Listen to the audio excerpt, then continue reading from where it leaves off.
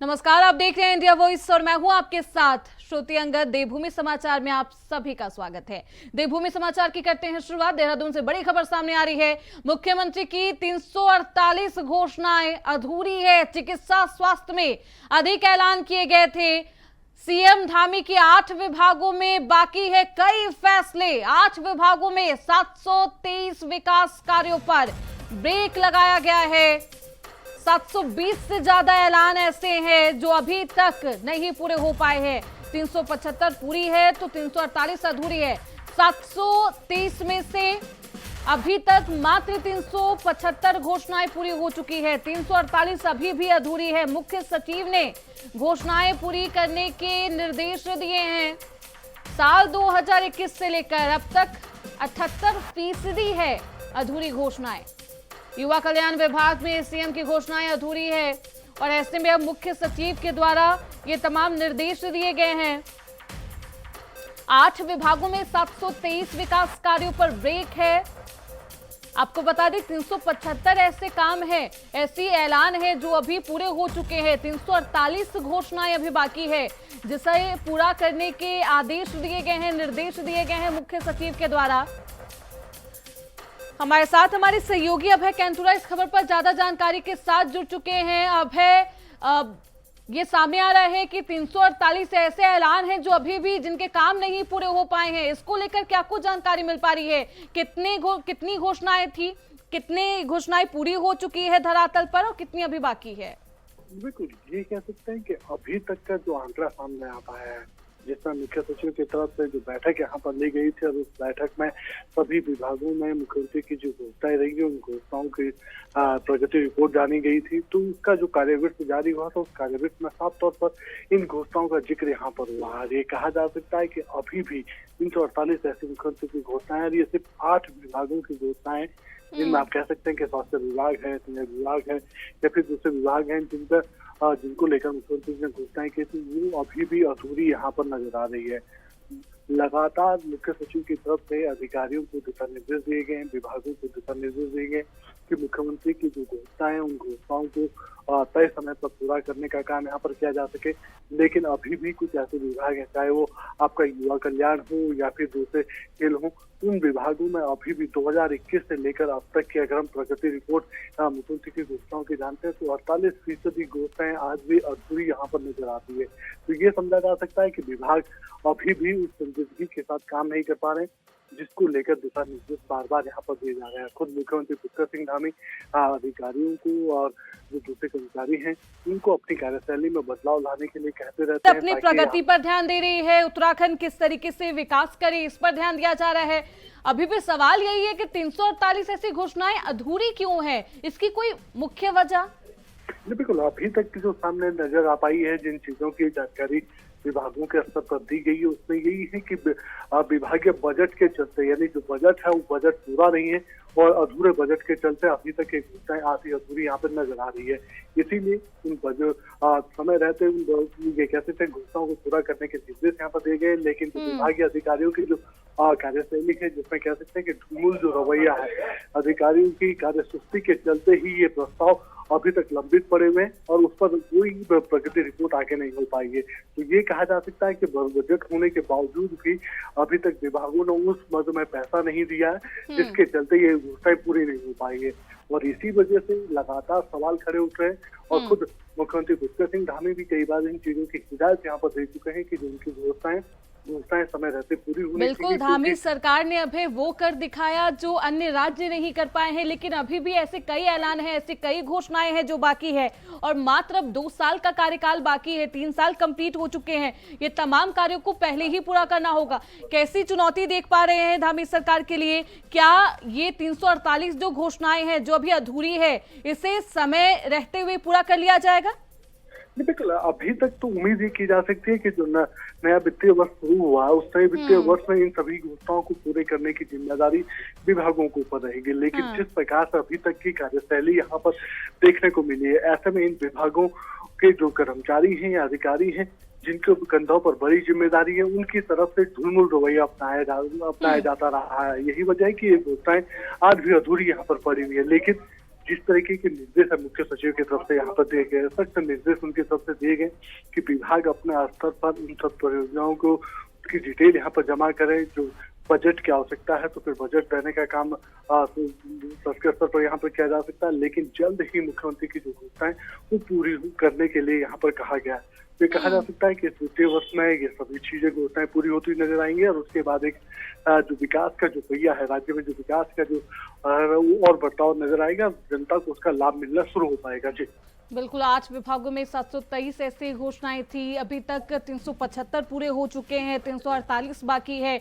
इसे भी जल्द पूरा कर लिया जाएगा। मुख्य सचिव ने इसको लेकर निर्देश भी दे दिए हैं अभय, लेकिन रूपरेखा किस तरीके से तैयार की गई है?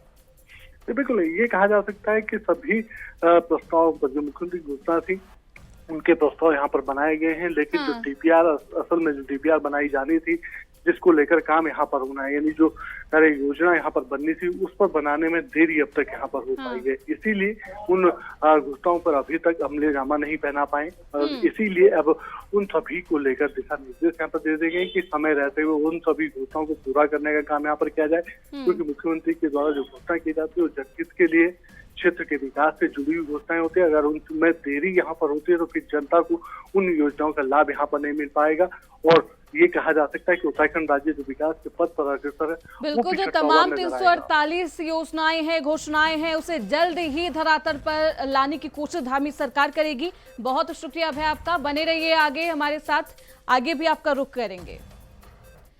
तो वहीं शहर में 26 किलोमीटर लंबे एलिवेटेड रोड निर्माण के लिए मलिन बस्तियों में कई घरों को चिन्हित किया गया है। इसके लिए मकानों पर आज से ही लाल निशान लगाने का काम शुरू हो गया है। जिन भवनों पर लाल निशान लगाया जाएगा उनकी जमीन भूमि अधिग्रहण के दायरे में आएगी। एक बार फिर लाल निशान लगाने के बाद भवनों के चिन्हीकरण की स्क्रूटनी भी की जाएगी। इसके बाद मकान दुकानों को तोड़कर भू अधिग्रहण की प्रक्रिया पूरी की जाएगी। सपना बिंदाल किनारे बनने वाले एलिवेटेड रोड के लिए मकानों को तोड़ा जाएगा, मकानों की भूमि को अधिग्रहित किया जाएगा। उधर सामाजिक समाघात सर्वे कराकर स्थानीय लोगों का मन टटोला भी जा रहा है। हमारे साथ हमारे सहयोगी अभय लगातार बने हुए हैं। अभय, मलिन बस्तियों पर निशान लगाया जा रहा है, लाल निशान लगाया जा रहा है, कितनी मलिन बस्तियां इसमें शामिल है? बिल्कुल, आप ये कह सकते हैं कि देहरादून के लगभग 1 दर्जन से ज्यादा मलिन बस्तियां हैं जिनको लेकर अभी कह सकते हैं कि नई आदेश यहाँ पर जारी हुए हैं। तो देहरादून में रिस्पना नदी और बिंदाल नदी पर जो एलिवेटेड रोड यहाँ पर बन रही है उस रोड के दायरे में जितनी बस्तियां यहाँ पर आ रही है, यानी जो मकान यहाँ पर आ रहे हैं, जिसका एक अनुमान अभी तक नगर निगम की तरफ से यहाँ पर लगाया गया, विकास की तरफ से यहाँ पर लगाया गया कि 2600 भवनों पर लाल निशान लगाने का काम यहाँ पर किया जाएगा।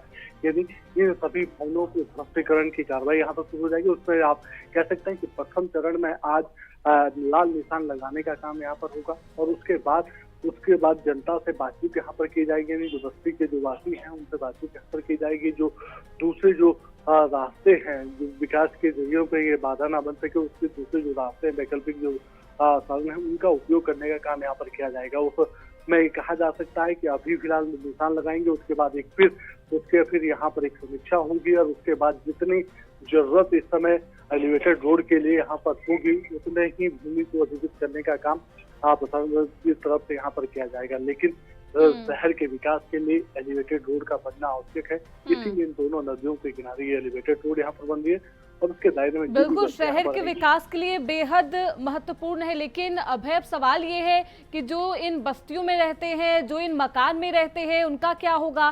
क्या इसके लिए भी प्रशासन और सरकार ने कुछ सोचा है? बिल्कुल, अभी तक तो ये कहा जा सकता है कि जो इस दायरे में यहाँ पर आएंगे, यानी जो इस एलिवेटेड रोड के दायरे में यहाँ पर आएंगे, उन सभी के फिलहाल भवनों पर लाल निशान है। ध्वस्तीकरण की कार्रवाई पुनरीक्षण के बाद यहाँ पर होगी, नहीं जब दोबारा यहाँ पर समीक्षा होगी तो उसके बाद ध्वस्तीकरण की कार्रवाई यहाँ पर होगी। और अभी ये कहा जा सकता है कि जो विकल्प उन बस्ती वासियों के सामने यहाँ पर रखे जाएंगे, जो लोग इसके दायरे में यहाँ पर आएंगे, पहला उन्हें भवन की जगह पे दूसरी जगह शिफ्ट करने का काम वहाँ पर किया जाएगा, जिसको आवश्यक प्लॉट वहाँ पर दे दिए जाएंगे। उसके लिए बाकायदा नगर निगम की तरफ से नगर निगम से जमीन मांगने का काम शासन की तरफ से कर दिया गया था। नगर निगम की तरफ से जमीन को भी आवंटित करने का काम कर दिया गया है और वहाँ पर उस जगह पर सभी इन प्रभावित लोगों को बसाने का काम वहाँ पर होगा। इसके अलावा अगर कोई बस्ती वासी जिसकी जमीन वहाँ पर है और जो इसके दायरे में आ रही है, अगर वो नहीं वहाँ पर जाना चाहता है, जो प्रभावित नहीं होना चाहता, तो फिर उसे कैश हैंड देने का काम भी वहां पर किया जा सकता है, ताकि उसकी जमीन का भी अधिग्रहण किया जा सके। लेकिन फिलहाल ये कहा जा सकता है कि ये अंतिम कार्रवाई आने वाले चरणों में यहाँ पर होगी। अभय, क्योंकि लाल निशान लगाने का जो काम है वो शुरू हो चुका है, ऐसे में ये प्रक्रिया तो शुरू हो चुकी है, वहां पर जो रह रहे हैं लोग, उनका क्या कुछ कहना है इस पूरे, क्योंकि अब तो बस्तियों पे लाल निशान लगाया जा रहा है, जल्दी ध्वस्तीकरण की भी कार्रवाई शुरू होगी, क्या कुछ कहना है वहां के लोगों का?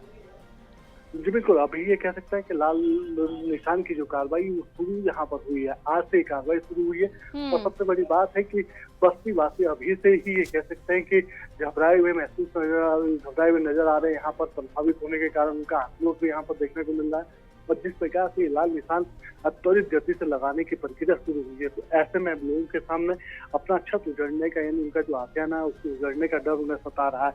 इसीलिए उनकी तरफ से इस कार्रवाई को रोकने की मांग यहाँ पर की जा रही है। और पहले विकल्प के तौर पर उन्हें दूसरी जगह शिफ्ट, यानी आवास के बदले आवास की मांग उनसे की जा रही है।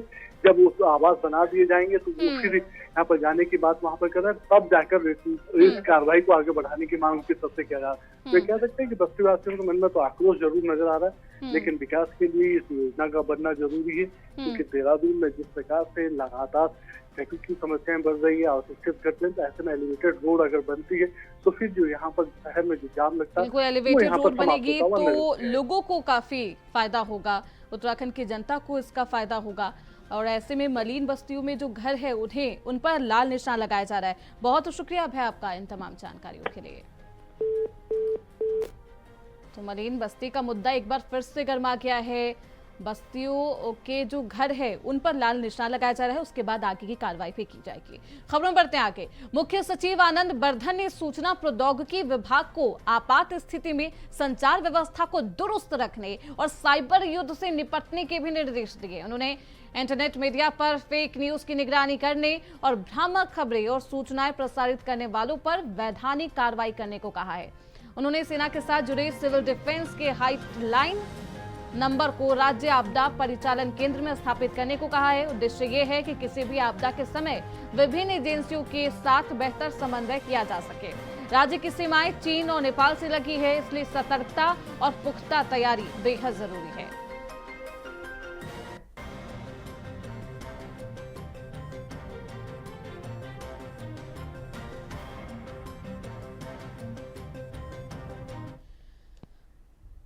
वहीं उत्तराखंड की राजनीति में इस वक्त हलचल का माहौल है। रामनगर में कांग्रेस कार्यालय को लेकर एक बार फिर से विवाद शुरू हो गया है। अब सियासी भूचाल बन चुका है ये कार्यालय। कांग्रेस ने आरोप लगाया है कि उनके कार्यालय पर जबरन कब्जा करने की कोशिश की गई है और शांतिपूर्वक प्रदर्शन कर रहे कार्यकर्ताओं पर लाठीचार्ज किया गया। पुलिस ने उन्हें बेरहमी से पीटा है। कई नेता मौके पर पहुंचकर धरने पर बैठ गए और प्रदेश अध्यक्ष करण माहरा ने भाजपा सरकार पर लोकतंत्र की हत्या का आरोप लगा दिया है। पुलिस पर गंभीर आरोप लगाते हुए कांग्रेस ने मांग की है कि कब्जा करने वालों का सत्यापन हो और संदिग्ध तत्वों को तुरंत हटाया जाए। अब कांग्रेस इस मुद्दे को चुनावी हथियार बनाने की तैयारी में दिख रही है।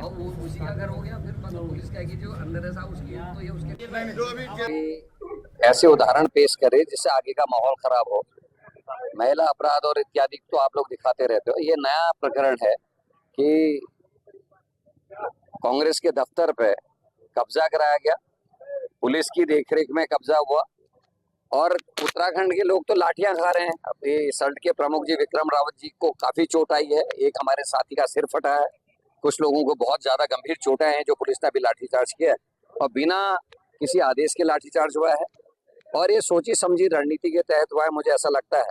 क्योंकि ये परंपरा डाली जा रही है कि यूपी से गुंडे बुला के अपराधियों को बुलाकर प्रॉपर्टीज में कब्जे कराया जा रहा है। और हालत यह मैं समझ रहा था, मैंने पहले भी कहा, यहाँ आपको कोई महिला नहीं दिख रही होगी। 5 साढ़े 5 बजे के बाद हमारी जितनी भी कार्यकर्ता थी वो अपने घर चले गई हैं, लेकिन पहरेदारी में किसको लगाया? देखिए 2 बहनें खड़ी हैं। तो ये पुलिस के कप्तान की और पुलिस की नीयत को साफ जाहिर करता है। जहाँ महिला है ही नहीं वहाँ रक्षा में जो है महिला कांस्टेबल्स को खड़ा किया गया है एक सोची समझी रणनीति के तहत। और ये दर्शाता है कि किस तरीके से आपराधिक इस्तेमाल प्रशासन पुलिस का कर रहा है। सिविल का केस है, इसमें पुलिस का कोई लेना देना नहीं है। और जिस तरीके से लाठीचार्ज किया, भाई जिसकी गाड़ी खड़ी थी उसको पकड़ के ले जाते, या 2 ही लोग तो होंगे गाड़ी में, लेकिन जिस तरीके से पूरे कार्यकर्ताओं की पिटाई करी गई है वो दिखाता है कि इसमें बड़े लोग सम्मिलित हैं, और जो इस प्रॉपर्टी को अपना बताता है उसके कैसे लोगों से संबंध है, वो किस तरीके का आदमी है, ये सारे जग जाहिर है, इसको बताने की मुझे जरूरत नहीं है। और इस मामले को बैठ के सुलझाया जा सकता था, सिविल का मामला था, कोर्ट से इसका फैसला हो जाता, हमको मंजूर था। हमने ये भी कहा कि अपराधी प्रवृत्ति के जो लोग हैं इनको बाहर लाया जाए, इनका सत्यापन किया जाए, इनके पास कोई हथियार तो नहीं है उसकी जांच की जाए, ये पहले किसी अपराधों में संलिप्त तो रहे हैं नहीं रहे हैं ये देखा जाए। और ये देखिए फर्स्ट पार्टी और सेकंड पार्टी का झगड़ा है। वही हरिद्वार नगर निगम का भूमि खरीद घोटाला, जिलाधिकारी कर्मेंद्र सिंह का अब बयान दर्ज किया गया है। नगर आयुक्त रहे वरुण चौधरी का भी बयान दर्ज किया गया है और जांच की जा रही है। अधिकारी आईएएस रणवीर सिंह चौहान ने ये बयान दर्ज किया है। हरिद्वार नगर निगम का भूमि खरीद घोटाला है, सीएम धामी के आदेश पर जांच की जा रही है।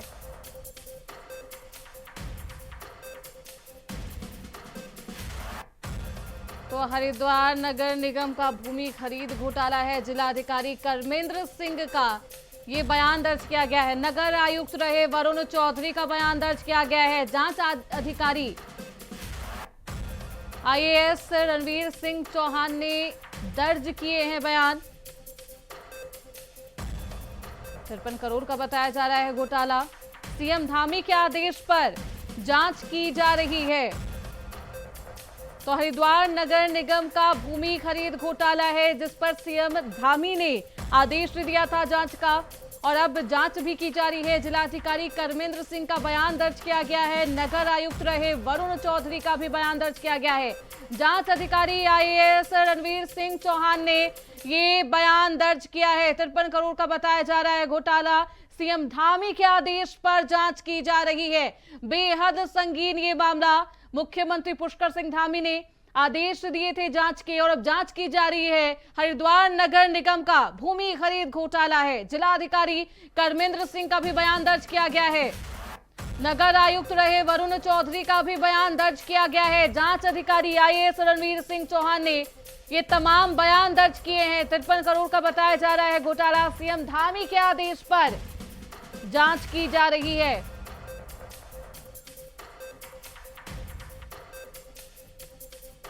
भूमि खरीद का ये पूरा मामला नगर निगम का भूमि खरीद घोटाला है जिस पर अब मुख्यमंत्री पुष्कर सिंह धामी बेहद सख्त रुख अपनाते हुए जांच के आदेश देते हैं। जिलाधिकारी कर्मेंद्र सिंह का बयान दर्ज किया जाता है।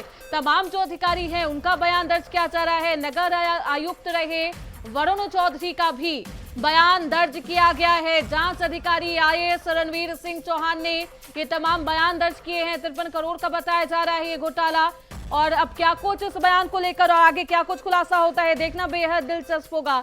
हमारे साथ हमारे चैनल हेड अवनीश प्रेमी जी जुड़ चुके हैं। बहुत स्वागत है अवनीश सर आपका। सर क्या कुछ है ये घोटाला, और क्योंकि अब बयान दर्ज किए गए हैं, तमाम जो वरिष्ठ अधिकारी हैं, जिलाधिकारी कर्मेंद्र सिंह का भी बयान दर्ज किया गया है, क्या कुछ बयान दर्ज किया गया, उन्होंने क्या कुछ कहा? देखिए श्रुति, पिछले दिनों ये घोटाला सामने आया था जिस समय नगर निगम का बोर्ड नहीं था और वरुण चौधरी ही नगर आयुक्त थे। उस समय उन्होंने 53 करोड़ की एक जमीन खरीदी थी और उसका खुलासा बोर्ड बनने के बाद हुआ, और मेयर ने इस पूरे मामले की जांच के आदेश दिए थे। मामला क्योंकि बहुत गंभीर था तो इसीलिए मुख्यमंत्री ने इसकी जांच सीनियर आईएएस रणवीर सिंह चौहान को दी थी, और उसी क्रम में जांच का सिलसिला शुरू हुआ। पिछले दिनों वो हरिद्वार भी गए थे, वहां भी जो निगम के कर्मचारी इस पूरे घोटाले से जुड़े थे उनके बयान दर्ज किए गए थे। जो मौका था वहां का मुआयना किया गया था, जमीन किनसे खरीदी गई, पैसे का लेन देन कैसे हुआ, किसके अकाउंट में कितना पैसे दिया गया, ये तमाम जांच पूरी कर ली गई है। और उसी क्रम में कल देर शाम ये रणवीर सिंह ने जो डीएम रहे हैं, हरिद्वार में डीएम है कमेंद्र सिंह, उनके बयान दर्ज किए हैं क्योंकि उनकी इसमें अहम भूमिका है। इसके साथ साथ एमएनए रहे हैं वरुण चौधरी, उनका बयान दर्ज किया गया है। कंप्यूटर ऑपरेटर है, उनका बयान दर्ज किया गया है। और ये तमाम चीजें रही है कि आखिरकार ऐसी जल्दी क्या थी जमीन खरीदने की, और एकाएक जो नियम होने चाहिए जमीन खरीदने के, उसकी पूरी प्रक्रिया एक होती है, उसको क्यों नहीं अपनाया गया। तो शुरुआती जांच जो अभी तक सामने आई है उसमें इन तमाम अधिकारियों की भूमिका संदिग्ध है। और सबसे बड़ी बात यह है कि इस जिन खरीदारों से ये जमीन खरीदी गई है उनके अकाउंट से पैसा हरिद्वार की भूमाफियाओं को गया है और कहा यह जा रहा है वो फिर अधिकारियों के अकाउंट में ट्रांसफर होना था, लेकिन अभी तक नहीं हो पाया। ये तमाम चीजें हैं। शुरुआती जांच हो गई है। शुरुआती जांच में सीधे तौर पर ये अधिकारी दोषी पाए गए हैं। इससे पहले तमाम 6 से 7 अधिकारी ऐसे हैं जिनका वेतन रोकने का आदेश कर दिए गए थे, उनका ट्रांसफर कर दिया गया था और जो भी इस लेन देन में शामिल रहे हैं उनके बैंक अकाउंट पहले ही सीज कर दिए गए हैं। मुख्यमंत्री इस पूरे मामले को लेकर गंभीर है और संभावना ये जताई जा रही है कि आने वाले 1 हफ्ते में जो जांच रिपोर्ट है वो आईएएस रणवीर सिंह मुख्यमंत्री को सौंप देंगे और उसके बाद क्या फैसला सरकार लेती है इन अधिकारियों के बारे में, ये अपने आप में देखने वाली बात होगी। जी सिंह धामी ने जांच के आदेश दिए हैं। ये शुरुआती जांच है, तमाम अधिकारियों के बयान दर्ज किए गए हैं। सर, क्या कुछ जानकारी मिल पा रही है? क्या और भी अधिकारी हो सकते हैं जिनकी भूमिका संदिग्ध हो, उनका भी बयान दर्ज किया जाएगा?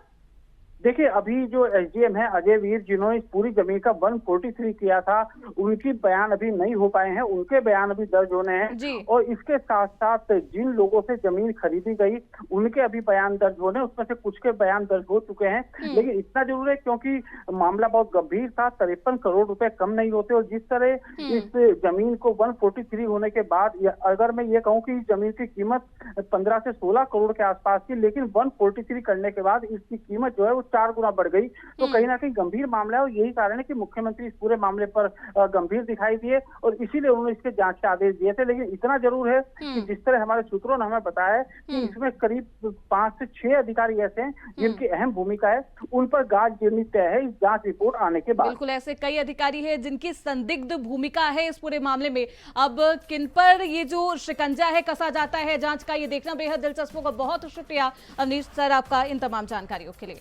तो सीएम धामी के आदेश पर जांच की जा रही है। आगे क्या कुछ खुलासा होता है इस जांच में, देखना बेहद दिलचस्प होगा। खबरों बढ़ते हैं आगे।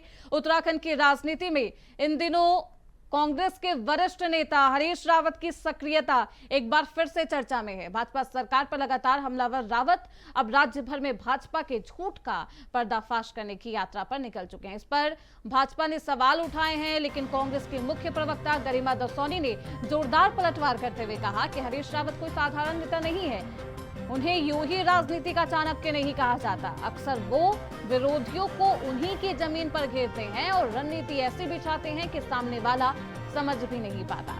कांग्रेस का कहना है कि यह यात्रा सिर्फ राजनीति नहीं बल्कि सच्चाई सामने लाने का मिशन है। ये तो हरीश रावत जी को चाणक्य कहा जाता है। बहुत आसान नहीं है हरीश रावत बनना और उनकी था तो कोई समझ ही नहीं सकता। वो निशाना कहीं मारते हैं, लगता कहीं और है। ऐसे में जो लगातार उनकी यात्रा पे प्रश्न चिन्ह उठा रहे थे महंत दलीप रावत, हरीश रावत जी कल उनके ही दौरे पहुंच गए, उनके ही पीठ में पहुंच गए, सिद्ध बली मंदिर में पहुंच गए और माननीय महंत जी से मुलाकात की, उनका आदर सम्मान किया, सत्कार किया और वो कोई दरवाज़ा नहीं छोड़ रहे हैं। भाजपा के झूठ को पर्दाफाश करने के लिए जो 2 झूठ भाजपा ने फैलाए, मुस्लिम यूनिवर्सिटी का और जुम्मे की नमाज का, वो स्वयं अब भाजपा के दरवाजे में जाकर पूछ रहे हैं कि बताइए कहाँ है, कोई सबूत दीजिए, तथ्य दीजिए। तो ऐसे में मैंने जैसा कि कहा कि हरीश रावत जी की चोट का किसी को कोई अंदाज़ा ही नहीं है कि कहाँ क्या चोट होगी। तो फिलहाल इसी के साथ देवभूमि समाचार में बस इतना ही। देखते रहिए इंडिया वॉइस।